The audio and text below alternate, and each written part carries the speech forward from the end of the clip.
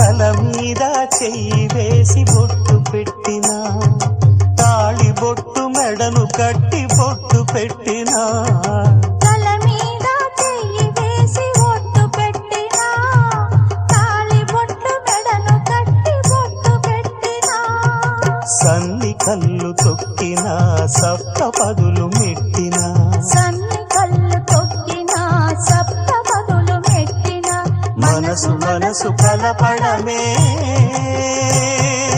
మంత్రం పరమార్థం. శ్రీరస్తు శుభమస్తు, శ్రీరస్తు శుభమస్తు. శ్రీకారం చుట్టుకుంది పెళ్లి పుస్తకం, ఇక ఆకారం దాచుతుంది కొత్త జీవితం.